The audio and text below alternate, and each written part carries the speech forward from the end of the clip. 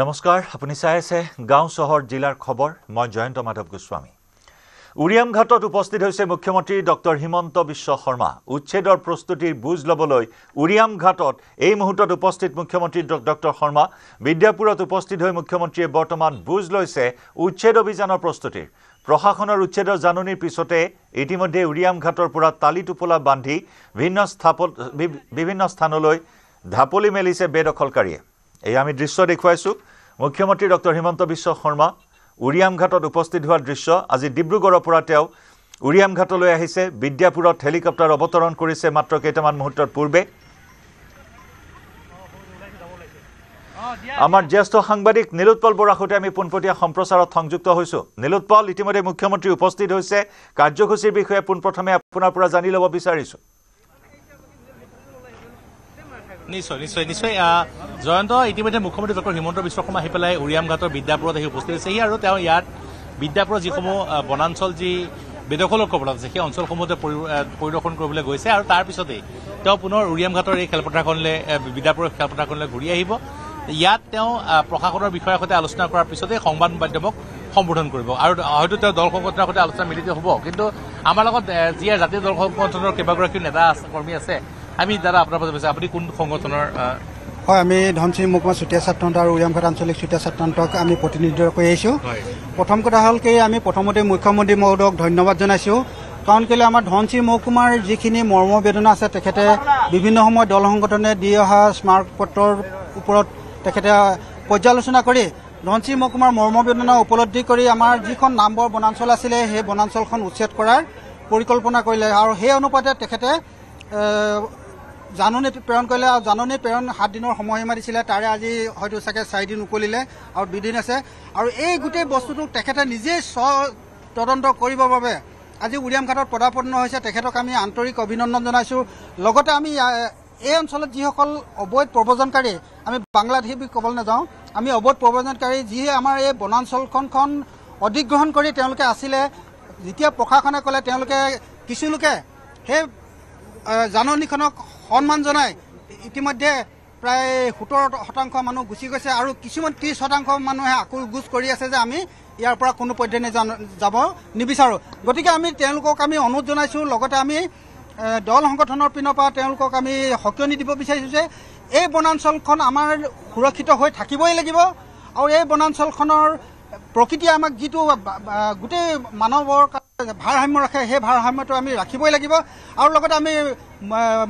মুখ্যমন্ত্ৰী মহোদয়ক এইটোও আমি আহ্বান কৰোঁ যে এই অবৈধ প্ৰব্ৰজনকাৰীসকল যেতিয়া যাব তাৰ সমান্তৰালকৈ কিন্তু আমাৰ ওচৰত থকা যিসকল নগা ভাইসকল আছে তেওঁলোকে আমাৰ এই ঠাইসমূহৰ প্ৰতি তেওঁলোকে দৃষ্টি আকৰ্ষণ কৰা আমি ইতিমধ্যে দেখিবলৈ পোৱা গৈছোঁ গতিকে আমাৰ যিসকল এতিয়া উচ্ছেদ হ'ব সেই স্থানসমূহ সুৰক্ষিত কৰিব নগাসকলৰ পৰা সুৰক্ষিত কৰি ৰাখিবলৈ আমি কাটাতাৰৰ ব্যৱস্থা কৰিবলৈ কৈছোঁ আৰু প্ৰশাসনৰ পৰা যিটো পৰা যায় আমাৰ এই নগাসকলৰ পৰা আমাৰ এই উচ্ছেদিত স্থানসমূহ সুৰক্ষিত কৰি ৰাখিবলৈ আমি ধনচিৰি মহকুমা চুতীয়া ছাত্ৰসন্থাৰ পৰা দাবী জনাইছোঁ নিশ্চয় আৰু এগৰাকী মহিলা আছে যিগৰাকী হয়তো উচ্ছেদৰ জাননী পাইছে আপোনাৰ নামটো কি মানুৱাৰা খাতুন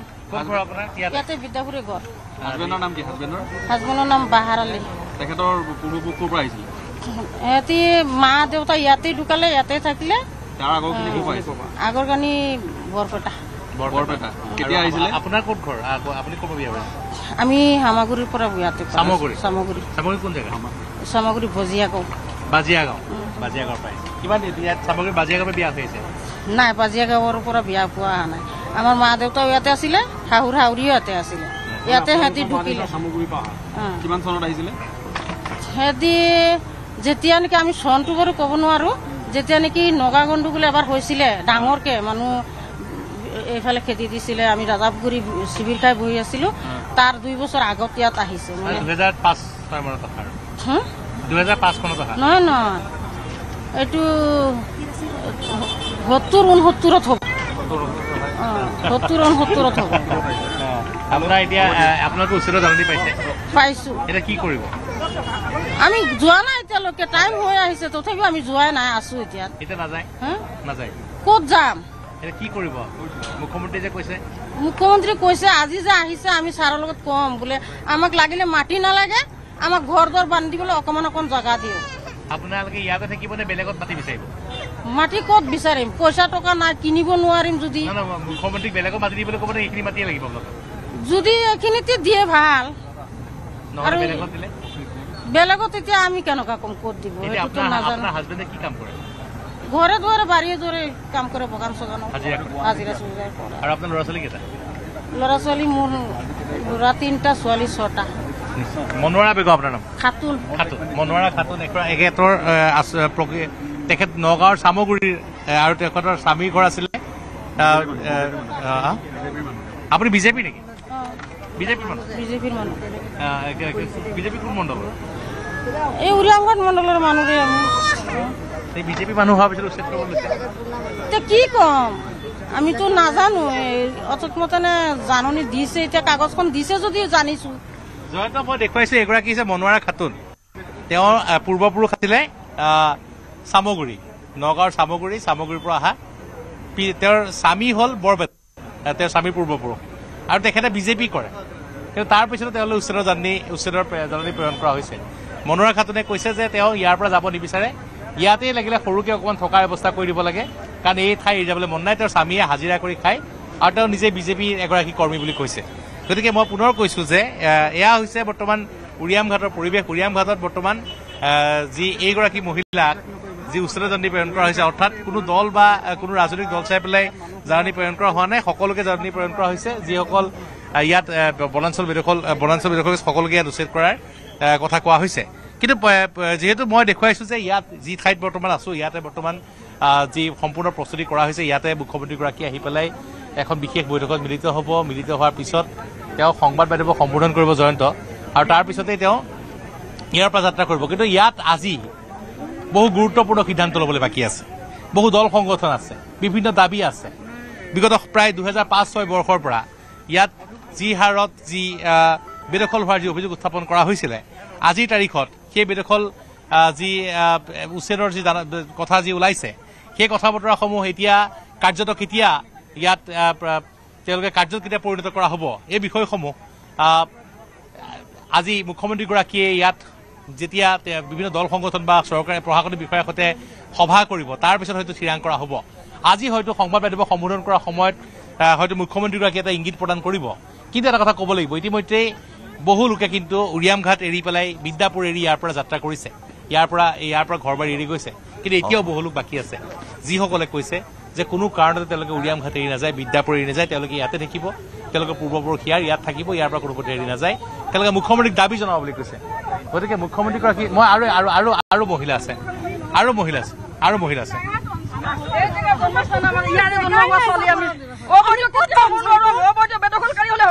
হিন্দু মুছলিম ধৰ্ম যিমান ধৰ্মাৱলী লোক আছে সকলো হ'ব, উচ্ছেদ হ'লে সকলোৰে হ'ব লাগে, অকল মুছলমানৰ নহয়। আমি আপোনালোকৰ জৰিয়তে মুখ্যমন্ত্ৰী মহোদয়ক অনুৰোধ জনাওঁ, উচ্ছেদ হ'ব লাগে। নতুন নতুন ঠাইবিলাক আছে, উচ্ছেদ কৰক, আমাৰ কোনো আপত্তি নাই। কিন্তু আমি পুৰণা গাঁওখন কেতিয়াও এৰি নাযাওঁ। আমি মৰিলে আমি ইয়াতে মৰিম। অনুৰোধ কৰিছো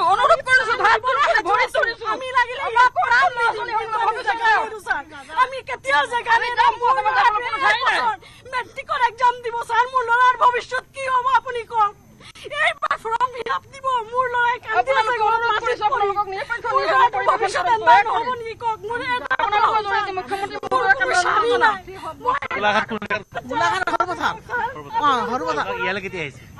ইয়ালৈ মোক বিয়া দিছে ছাৰ, ইয়ালৈ দিয়া 45 বছৰ হ'ল। আমাৰ স্বামী সৰু থাকোতে বাপেকে লৈ আহিছে,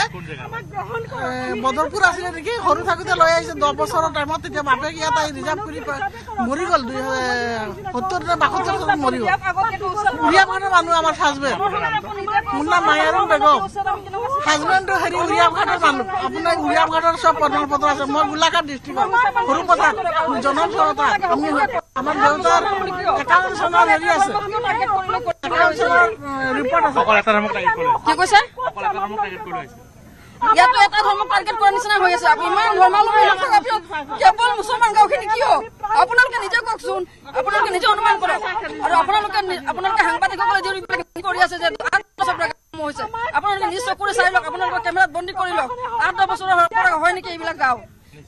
মই দেখুৱাইছো এইসকল লোকে কোনো কাৰণত তেওঁলোকে উচ্ছেদৰ বিৰোধিতা কৰিছে, তেওঁলোকে কোনো কাৰণ এই ঠাই এৰি নাযাওঁ বুলি কৈছে একেদৰে বহু লোকে কৈছে যে তেওঁলোকে বহুত সময় ধৰি ইয়াত আছিল বুলি কৈছে এগৰাকী মহিলাই কৈছে তেওঁৰ পুত্ৰই এবছৰৰ পিছত যি উচ্চতৰ স্কুল শিক্ষান্ত পৰীক্ষাত অৱতীৰ্ণ হ'ব তেতিয়ালৈকে তেওঁ এৰি নাযাওঁ বুলি কৈছে কিন্তু এই সকলো বিষয় সকলো সিদ্ধান্ত কি হ'ব সেয়া স্পষ্ট হ'ব মুখ্যমন্ত্ৰীগৰাকীয়ে যেতিয়া সংবাদ মাধ্যমক সম্বোধন কৰিব প্ৰশাসনৰ বিষয়াসকলৰ সৈতে মিলিত হৈ পেলাই যেতিয়া সিদ্ধান্ত ল'ব তাৰ পিছতে ক'ব পৰা যাব যে উৰিয়ামঘাট বা বিদ্যাপুৰ এইসমূহ অঞ্চলত উচ্ছেদ চলিবনে আৰু যদি চলে কেতিয়া চলিব বা এইসকল কাক কাক উচ্ছেদ কৰা হ'ব এইসকল লোকক কিহৰ ভিত্তিত উচ্ছেদ কৰা হ'ব এই সকলো কথা কিন্তু স্পষ্ট হ'ব জয়ন্ত নীলোৎপল এনে আজি যি আশা কৰি আছে দল সংগঠনসমূহে যে মুখ্যমন্ত্ৰীগৰাকীৰ আগমনে এটা সুখবৰ আগবঢ়াব কাৰণ বেদখল কেতিয়াও গ্ৰহণ কৰিব নোৱাৰি এয়া বেআইনী কাৰ্যকলাপ অবৈধভাৱে দখল কৰা ভূমি উচ্ছেদ বিচাৰিছে দল সংগঠন খিলঞ্জীয়া অসমীয়া উচ্ছেদ বিচাৰিছে গতিকে মুখ্যমন্ত্ৰীগৰাকী আজি সেই সুখবৰ আনিব বুলি আশাত বাট চাই আছে গতিকে আজি ঘোষণা কৰাৰ কিমান দূৰ সম্ভাৱনা থাকিব উচ্ছেদৰ দিন নিশ্চয় জয়ন্ত আজি হয়তো উচ্ছেদৰ তাৰিখ ঘোষণা হোৱাৰ সম্ভাৱনা নাথাকিব কাৰণ যিহেতু আজি মুখ্যমন্ত্ৰীগৰাকী ইয়ালৈ আহিছে ইয়াত কিমান অঞ্চল বেদখলৰ গ্ৰাসত আছে কিমান বনাঞ্চল বেদখল হৈছে কিমান লোকে ইয়াত বাস কৰি আছে কিমান লোকে ইয়াৰ পৰা চেঁচা এৰি থৈ গ'ল এতিয়াও কিমান লোক আকুৰগোজ হৈ আছে এই বিষয়সমূহ আলোচনা কৰা হ'ব উচ্ছেদ যদি হয় কেনেকুৱা এক পৰিস্থিতি হ'ব আইন শৃংখলাযুক্ত পৰিস্থিতি সৃষ্টি হ'ব নেকি কিমান যি প্ৰশাসনৰ ইয়াত লোক নিয়োগ কৰিব লাগিব এই সকলো কথা স্পষ্ট কৰাৰ পিছত ইয়াত উচ্ছেদৰ সিদ্ধান্ত লোৱা হ'ব কিন্তু আজি মুখ্যমন্ত্ৰীগৰাকী যিহেতু আহিছে আহাৰ পিছত এটা কথা স্পষ্ট হৈ পৰিছে যে মুখ্যমন্ত্ৰীগৰাকীয়ে ইয়াৰ যি উৰিয়ামঘাটৰ দল সংগঠনৰ দাবীক গুৰুত্ব দি ইয়াত যি উৰিয়ামঘাটত যি উচ্ছেদৰ বিষয়টো তেওঁলোকে উত্থাপন কৰিছে বা বেদখলৰ বিষয়টো উত্থাপন কৰিছে সেইটো গুৰুত্ব দিছে আৰু সেই মুখ্যমন্ত্ৰীগৰাকী আহিছে আজিৰ পৰা কেইদিনমান আগত আজিৰ পৰা প্ৰায় এটা সপ্তাহ আগত মুখ্যমন্ত্ৰীগৰাকীয়ে সামাজিক মাধ্যম যোগে এটা ভিডিঅ' প্ৰদান কৰিছিলে যিটো ভিডিঅ'ত তেওঁ উৰিয়ামঘাটৰ এইসমূহ অঞ্চলত যি ধৰণৰ কৃষি পাম গঢ়ি তোলা হৈছে এই বিষয়সমূহ তেওঁ তাত এটা ভিডিঅ' দাঙি ধৰিছিলে আৰু তাৰ পিছতে ব্যাপক প্ৰতিক্ৰিয়া হৈছিল আৰু তাৰ পিছতে এটা যেন ইংগিত পোৱা গৈছিলে যে উৰিয়ামঘাট যি টাইকানৰ যি ধুবুৰী বা গোৱালপাৰা সমান্তৰালকৈ উৰিয়ামঘাটতো কিন্তু যি ইয়াৰ কৰা হ'ব যি উৰিয়ামঘাটতো কিন্তু উচ্ছেদ কৰা হ'ব আৰু এতিয়া সেয়াই যেন কাৰ্যত পৰিণত হ'বলৈ গৈ আছে সেই ভিডিঅ' প্ৰদান কৰাৰ পিছতে বা সেই কথা বতৰাসমূহ সংবাদ মাধ্যমত প্ৰচাৰ হোৱাৰ পিছতেই একাংশ লোকে স্বেচ্ছাই তেওঁলোকৰ ঘৰ বাৰী এৰি গৈছিলে বিভিন্ন কথাসমূহ জয়ন্ত প্ৰশ্নৰ সৃষ্টি হয় যদি অবৈধভাৱে বেদখল কৰা নহয় কিয় নিজৰ সপোনৰ ঘৰখন বাৰী কোনোবা আঁতৰি যাব এই বিষয়সমূহ মন কৰিবলগীয়া আৰু বহু কথা পৰিলক্ষিত হৈছে যে আজি ইয়াৰ পৰা যিসকল লোক আঁতৰি গৈছে তেওঁলোক নগাঁও বা হোজাই মৰিগাঁও এইসমূহ ঠাইলৈ গৈছে তাতো বিভিন্ন ধৰণৰ যি অনাকাংক্ষিত পৰিস্থিতি সৃষ্টি হৈছে এই সমগ্ৰ বিষয়সমূহ কিন্তু বৰ্তমান পৰ্যালোচনাৰ প্ৰয়োজন আছে আৰু মুখ্যমন্ত্ৰীগৰাকীয়ে কেৱল মাত্ৰ উৰিয়ামঘাট বা বিদ্যাপুৰ এইসমূহ বিষয় চালে নহ'ব সকলো বিষয় চাব লাগিব যিসকল লোকে ইয়াত আছিলে যিসকল লোকে ইয়াত ঘৰ বাৰী খালী কৰি ঘূৰিছে তেওঁলোক ক'লৈ যাব তেওঁলোক ক'ৰ পৰা আহিছিলে তেওঁলোকে কিয় ইয়ালৈ আহিছিলে এই বিষয়সমূহ নীলোৎপল আমি এই মুহূৰ্তত ধন্যবাদ জ্ঞাপন কৰিছোঁ আপোনাক আমি এইখনতে সময় পিছতেই পুনৰ সংযুক্ত হ'ম আপোনাৰ সৈতে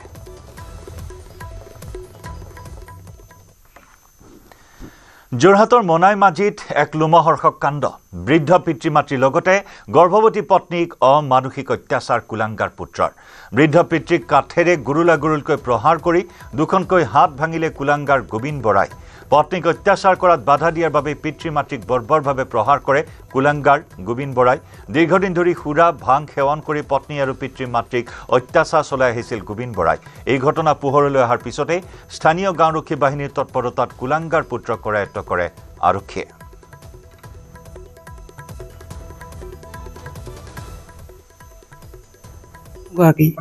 আমি মাহটোত 3বাৰ আহোঁ এই ভাং মানে এহঁতৰ আড্ডা হৈ থাকে ভিতৰত আমাক কোনোবা এজনী অহা গম পালে মানে পলায় তাৰপিছত সদায় মাৰ ধৰ কৰে সোমবাৰ দিনা তেখেতক মই মেডিকেল লগ ধৰিলোঁ মেডিকেল পৰীক্ষা এটাও কৰিব পৰা নাই সিফালে 5 মাহমহীয়া এতিয়া গৰ্ভৱতী তাই এই গাঁওবুঢ়া শৰ্মাদাক মাতিলোঁ তাৰপৰা মেম্বাৰ আহিলে আহি মেলি মানে তেখেতক কালি ধুনীয়াকৈ আমি আগবেলা 12টামান বজাত বুজাই মেলি থৈ লিখাও ল'লোঁ লিখা লৈ মেলি মানে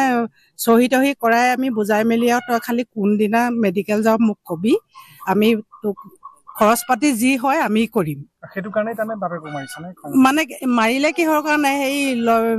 আমি যে সেইখিনি কৰি থৈ গ'লোঁ তাৰমানে তাহাঁতি আমাক মাতি অনাটো হ'ল মানে মাক বাপেকে সেইটো কাৰণে মানে মাৰিছে খুব ব্ৰেকিং নিউজ জচিতা দাসৰ আত্মহত্যাৰ গোচৰত আজিও এজনক গ্ৰেপ্তাৰ দেৱজিৎ শৰ্মা নামৰ এজনক গ্ৰেপ্তাৰ কৰিছে বঙাইগাঁও আৰক্ষীয়ে জচিতাৰ সুইচাইড নোটত উল্লেখ আছিল দেৱজিৎ শৰ্মাৰ নাম ধৃত দেৱজিৎ শৰ্মা কনসালটেন্সিৰ স্বত্বাধিকাৰী দেৱজিৎ শৰ্মাৰ বিৰুদ্ধে অনিয়মৰ অভিযোগ জচিতা দাসৰ মৃত্যুৰ গোচৰত ইতিমধ্যে 2 অভিযুক্তক জেললৈ প্ৰেৰণ পূৰ্বে গ্ৰেপ্তাৰ কৰা কাৰ্যবাহী অভিযন্তা আৰু এছডিঅক জেললৈ প্ৰেৰণ কৰা হৈছে এবাৰ দেৱাশিষ শৰ্মা নামৰ আৰু এজনক গ্ৰেপ্তাৰ কৰা হৈছে সহকাৰী অভিযন্তা জচিতা দাসৰ মৃত্যুৰ পূৰ্বে সুইচাইড নোটত লিখি থৈ গৈছিল এইসকলৰ নাম কেনেদৰে ষ্টেডিয়াম নিৰ্মাণৰ নামত ব্যাপক অনিয়ম দুৰ্নীতিৰ আশ্ৰয় লৈছিল কেনেদৰে হেঁচা প্ৰয়োগ কৰা হৈছিল কাম নকৰাকৈ ঠিকাদাৰক বিল পাছ কৰাৰ বাবে হেঁচা প্ৰয়োগ কৰা হৈছিল সকলোখিনি কথাই বৰ্ণনা কৰি গৈছে সুইচাইড নোটত আৰু তাৰে ভিত্তিত ইতিমধ্যে কাৰ্যবাহী অভিযন্তা দিনেশ শৰ্মা মেধিক গ্ৰেপ্তাৰ কৰা হৈছিল এছডিঅ আমিনুল ইছলামক গ্ৰেপ্তাৰ কৰা হৈছিল আৰু দেৱজিৎ শৰ্মা নামৰ আন এজনক গ্ৰেপ্তাৰ কৰা হৈছিল বঙাইগাঁৱৰ পৰা আমাৰ সতীৰ্থ সাংবাদিক উপানন্দ শৰ্মাৰ সৈতে সংযুক্ত হৈছো উপানন্দ ডাঙৰ খবৰ এই মুহূৰ্তত দেৱজিৎ শৰ্মা নামৰ আন এজনক গ্ৰেপ্তাৰ কৰা হৈছে জচিতাৰ মৃত্যুৰ প্ৰসংগত হয় জয়ন্ত সুইচাইড নোটখনত মূলত 3 গৰাকী ব্যক্তিৰ নাম আছিলে 2 গৰাকী অভিযন্তা আছিলে আৰু অভিযন্তা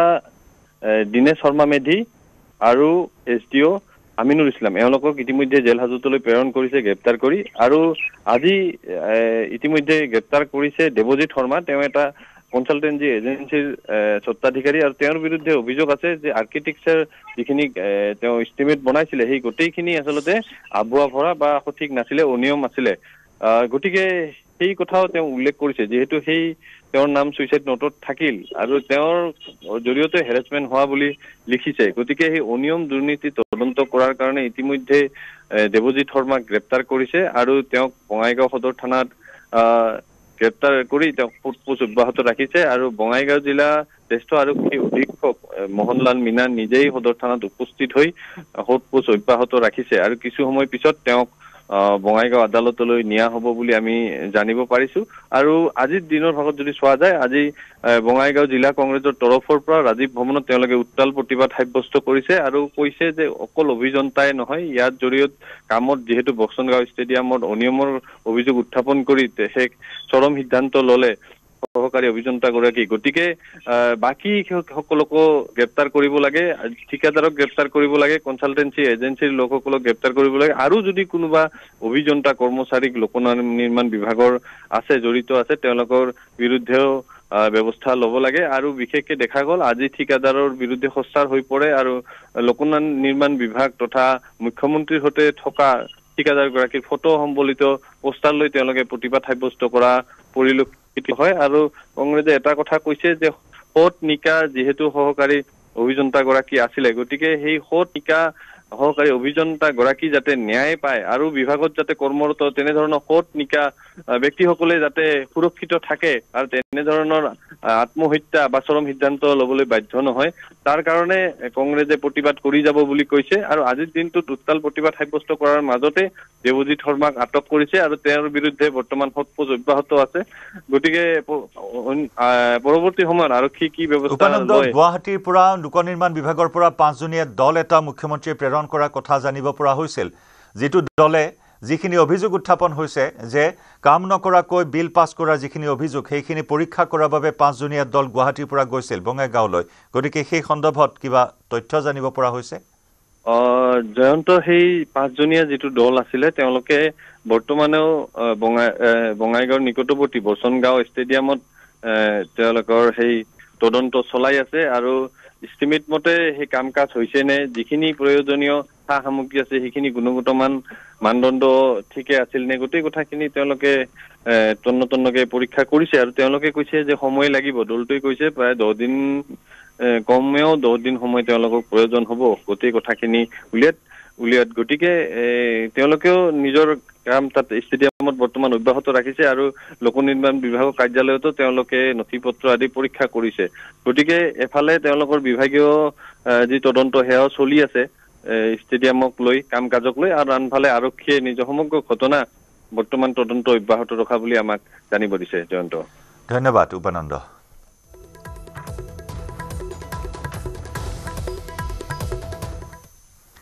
ধেমাজিত ৰেলে মহতিয়ালে 2 যুৱকক কামৰূপ এক্সপ্ৰেছৰ খুন্দাত 2 যুৱকৰ কৰুণ মৃত্যু ৰেলৱে কৰ্মচাৰী ভুলৰ বাবে এই 2 যুৱকে মৃত্যুক আঁকোৱালি লোৱাৰ অভিযোগ পুৱতি নিশা বৰগাঁও ৰেল গেটত সংঘটিত হয় এই অঘটন ৰেলৰ খুন্দাত অমিত সোণোৱাল আৰু উত্তম সোণোৱাল নামৰ এই 2 যুৱকে প্ৰাণ হেৰুৱায় মৃত অমিত সোণোৱাল বৰগাঁৱৰ গাঁও প্ৰধান ঘটনাস্থলীত জিআৰপি উপস্থিত হৈ আৰম্ভ কৰিছে তদন্ত উৎকট গৰমৰ বাবে 2 যুৱকে নিশা ৰেল লাইনত বহি থকাৰ সময়তেই ৰেলৰ খুন্দাত প্ৰাণ হেৰুৱাৰ সন্দেহ প্ৰকাশ কৰিছে স্থানীয় লোকে মোৰ এইটো ভাইটি হয় আৰু এজন এই বৰগাঁও গাঁওবুঢ়া হয় ভাইটিৰ নামটো উত্তম সোণোৱাল আৰু গাঁওবুঢ়াৰ নামটো অমিত সোণোৱাল কেনেকৈ হ'বলৈ পালে বুলি কেনেকৈ মানে সিহঁতে 2:30 বজাত মানে ইয়ালৈ কেলৈ আহিছিলে নাজানো এনেকৈ ঠাণ্ডা ল'বলৈ আহিছিলে চাগে চেক গেট আছে এই ওচৰতে মানে চেক গেটৰ মেইন সিজন আছে সেইজনেতো হেৰি কৰিব পাৰে সেইজন থাকোঁতে কেনেকৈ ইয়াত হ'ব পাৰে এইটো চেক গেটৰ মানুহজনে ভুল আছে বুলি ভাবোঁ সেইজন থাকোঁতে কেনেকৈ হৰ্ণ দিছে বুলি কৈছে ৰাইজে মোক কোৱা মতে কেনেকৈ এনেকৈ হ'ব পাৰে গুজৰাটৰ জামনগৰত থকা বনতাৰাত আয়োজন কৰিছে বনতাৰা গজসেৱক সন্মিলন সমগ্ৰ দেশৰ 100ৰো অধিক গজসেৱক অৰ্থাৎ হাতীমাউতসকলক 5 দিনীয়া এক প্ৰশিক্ষণ প্ৰদান কৰা হ'ব এই সন্মিলনত কেন্দ্ৰীয় পৰিৱেশ বন আৰু জলবায়ু পৰিৱৰ্তন মন্ত্ৰণালয়ৰ অধীনত প্ৰজেক্ট এলিফেণ্টৰ সহযোগত আয়োজন কৰা হৈছে এই গজসেৱক সন্মিলন দেশৰ বিভিন্ন প্ৰান্তৰ পৰা অহা গজসেৱকসকলে অংশগ্ৰহণ কৰিব এই সন্মিলনত প্ৰশিক্ষণৰ অন্তত গজসেৱকসকলক একোখনকৈ প্ৰমাণপত্ৰ প্ৰদান কৰা হ'ব হাতীমাউতসকলক পেছাদাৰী হিচাপে গঢ়ি তোলা বিশেষজ্ঞ পৰ্যায়লৈ উন্নীত কৰা হাতীৰ যত্ন সম্পৰ্কত ল'বলগীয়া সকলো ধৰণৰ কৌশল প্ৰদানৰ উদ্দেশ্যে এই গজসেৱক সন্মিলনৰ আয়োজন কৰা হৈছে এই গজসেৱক সন্মিলন বনতাৰাত থকা ৰাধাকৃষ্ণ মন্দিৰত মাংগলিক কাৰ্যসূচীৰে আৰম্ভ হয় বনতাৰাৰ লক্ষ্য হৈছে পৰম্পৰাগত জ্ঞান বা হাতী পৰিচালনাৰ কৌশলসমূহক আধুনিক বিজ্ঞানৰ জৰিয়তে আৰু অধিক শক্তিশালী কৰি তোলা বনতাৰাৰ এই পদক্ষেপক ৰাধাকৃষ্ণ মন্দিৰ হাতী কল্যাণ ট্ৰাষ্টৰ দ্বাৰা পৰিচালিত জামনগৰৰ অত্যাধুনিক প্ৰেক্ষাগৃহত অনুষ্ঠিত হৈছে প্ৰজন্মৰ পৰা প্ৰজন্মলৈকে যাতে হাতীৰ পৰিচৰ্যা আৰু পৰিচালনাৰ যি কৌশল সেয়া আধুনিক বিজ্ঞানৰ সমাহাৰেৰে প্ৰয়োগ কৰা হয় তাৰ বাবে বনতাৰাই গ্ৰহণ কৰিছে এই পদক্ষেপ গজসেৱক সন্মিলনত গজৱান গজৰাজ নাগাৰী আৰু গণেশ নাগাৰীৰ দৰে নিৰ্দিষ্ট কেইবাটাও মণ্ডল গঠন কৰা হৈছে প্ৰশিক্ষণৰ বাবে হাতীৰ দৈনিক পৰিচৰ্যা হাতীৰ ভৰিৰ পৰিচৰ্যা গা ধুওৱা শক্তিবৰ্ধক কৌশল পৰম্পৰাগত আয়ুৰ্বেদিক চিকিৎসা পদ্ধতি আদিৰ প্ৰশিক্ষণ প্ৰদান কৰা হয় উল্লেখযোগ্য যে বনতাৰাত 250টাতকৈ অধিক হাতী আছে যিসমূহ দেশৰ বিভিন্ন প্ৰান্তৰ পৰা উদ্ধাৰ কৰা হৈছে একেদৰে বনতাৰাত থকা মুঠ 500 হাতীৰ দৈনিক প্ৰতিপালন কৰি আহিছে বনতাৰা কৰ্তৃপক্ষই আজি তৃতীয় দিনাও বন্ধ হৈ আছে যোৰহাটৰ 4-লেনযুক্ত ৰাষ্ট্ৰীয় ঘাইপথৰ নিৰ্মাণ কাৰ্য নিৰ্মাণকাৰী ঠিকাদাৰী প্ৰতিষ্ঠানৰ ময়মতালিভাৱে বন্ধ হৈ আছে কাম নিৰ্মাণকাৰী প্ৰতিষ্ঠানৰ বিৰুদ্ধে থলুৱা ঠিকাদাৰক কোটি কোটি টকা পৰিশোধ নকৰাৰ অভিযোগ উত্থাপন হৈছে Sadhguru engineering and allied সাৰ্ভিসেছ private লিমিটেডে সামগ্ৰী যোগান ধৰা ঠিকাদাৰক প্ৰাপ্য ধন আদায় নিদিয়াত বুধবাৰে ঠিকাদাৰী প্ৰতিষ্ঠানটোৰ কেম্প বন্ধ কৰি দিয়ে একাংশ সামগ্ৰী যোগান ধৰা ঠিকাদাৰে অভিযোগ অনুসৰি সদগুৰু ইঞ্জিনিয়াৰিঙে 200 কোটিতকৈ অধিক টকাৰ বিলৰ ধন লাভ কৰিছে যদিও সামগ্ৰী যোগান ধৰা স্থানীয় ঠিকাদাৰসকলক কেইবা কোটি টকাৰ বিল আদায় দিয়া নাই শীঘ্ৰেই প্ৰাপ্য ধন পৰিশোধ কৰাৰ ক্ষেত্ৰত ব্যৱস্থা গ্ৰহণ নকৰিলে অহা সপ্তাহত ৰাষ্ট্ৰীয় ঘাইপথৰ VUP নিৰ্মাণত যোগান ধৰা মাটি খান্দি লৈ যাব বুলিও জানিবলৈ দিছে একাংশ ঠিকাদাৰে আনহাতে উভয় পক্ষই পৰস্পৰৰ বিৰুদ্ধে থানাত দাখিল কৰিছে এজাহাৰ প্ৰাপ্য ধন শীঘ্ৰেই প্ৰদান কৰাৰ ক্ষেত্ৰত ব্যৱস্থা গ্ৰহণ কৰিবলৈ যোৰহাটৰ জিলা আয়ুক্তক অনুৰোধ জনাইছে সামগ্ৰী যোগান ধৰা ঠিকাদাৰসকলে 4-লেনযুক্ত ৰাষ্ট্ৰীয় ঘাইপথছোৱা নিৰ্মাণ সম্পূৰ্ণ হ'বলৈ থকা সময়তেই হঠাৎ কাম বন্ধ হৈ পৰা ঘটনাই এতিয়া বিভিন্ন মহলত সৃষ্টি কৰিছে প্ৰতিক্ৰিয়াৰ মঙ্গলদৈত আৰক্ষীৰ ঘৰতে চুৰৰ সাফাই অভিযান অৱসৰপ্ৰাপ্ত আৰক্ষী বিষয়া বিপিন বৰাৰ ঘৰত চুৰিকাণ্ড ঘৰত কোনো নথকাৰ সুযোগ লৈ চুৰে লুটি নিলে ধন সোণ 1.5 লক্ষাধিক টকা আৰু বৃহৎ পৰিমাণৰ অলংকাৰ চুৰি কৰিলে মঙ্গলদৈৰ প্ৰফুল্ল নগৰত থকা আৰক্ষী বিষয়াজনৰ ঘৰত